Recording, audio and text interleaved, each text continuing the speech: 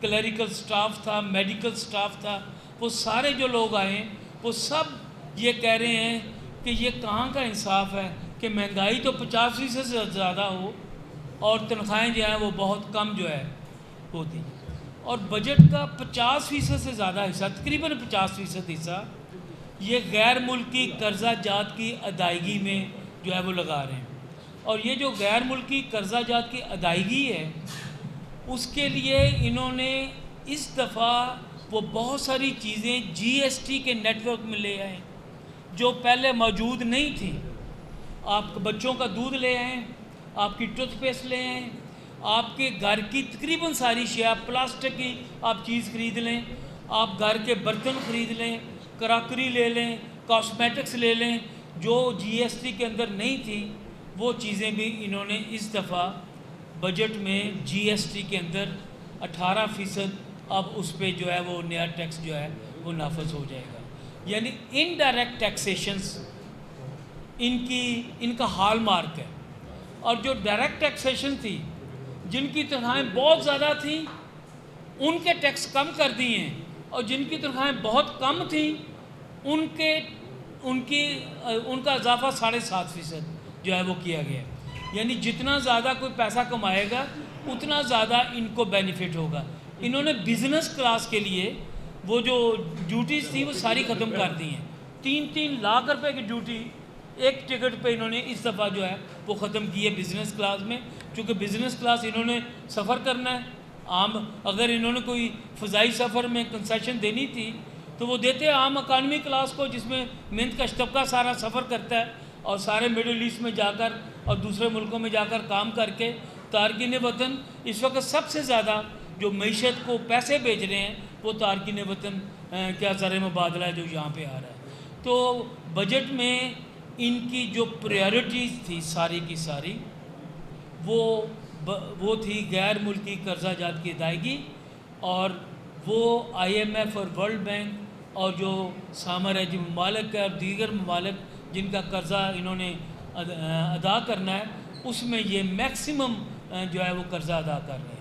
یعنی یہ وہ قرضے ادا کر رہے ہیں جو ہم پہ لگے ہی نہیں ہیں، جو پیسے یہ خود ہی کھا پی گئے ہیں۔ کوئی ایسا قرضہ نہیں جو عام لوگوں پہ لگا ہو۔ یہ جو مریم نواز کی تمام سکیمیں تھیں اس میں جتنی کرپشن اس دفعہ نظر آ رہی ہے وہ بھی آپ کے سامنے ہے۔ یہ صاف ستھرا پنجاب میں صرف فیصل آباد میں 1 ارب روپے کی کرپشن جو ہے وہ سامنے آئی ہے، اور باقی جگہوں پہ بھی اسی طرح جو نظر آ رہا ہے۔ یعنی بجٹ میں جو عام لوگوں کو کنسیشن ملنی تھی وہ نہیں ملی۔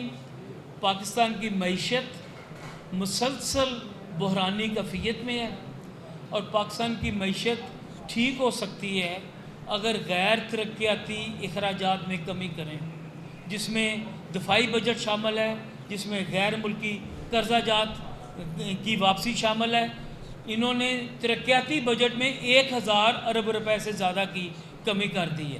یعنی جو لوگوں پہ لگنے تھے، جو سبسڈیز تھیں وہ ختم کر دیں، لیکن جو غیر ترقیاتی اخراجات ہے اس میں اضافہ کیا ہے۔ 17.5% انہوں نے اضافہ کیا ہے اس دفعہ دفاعی اخراجات میں، اور غیر ملکی قرضہ جات تقریباً 49% جو ہے یہ واپس کر رہے ہیں۔ بجٹ میں جو اور ترجیحات ہیں اس میں تعلیم پہ بہت کم پیسے ہیں، اس میں صحت پہ بہت کم پیسے ہیں۔ پنجاب میں بھی کل جو تعلیم پہ بجٹ آیا ہے وہ پچھلے سال کی تعلیم کی نسبت کم تعلیم پر جو ہے وہ پیسے لگ رہے ہیں۔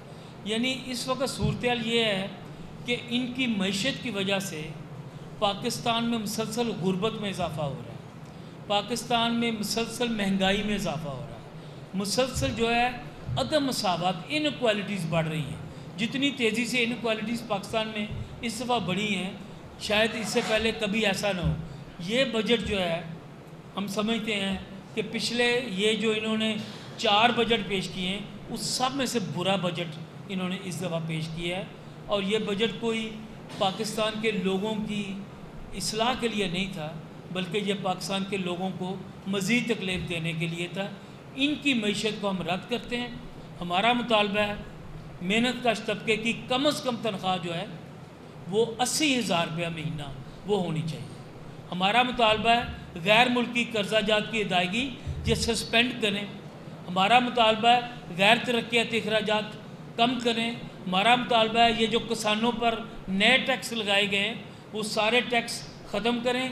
اور زرعی جو ٹیکس تھا وہ پہلے انہوں نے جو 12 سے 25 ایکڑ تھا اس کا ایک شرح تھی, 25 سے 50 والے ایک دوسری شرح تھی, 50 سے جو بڑا تھا اس کی ساری شرح تھی.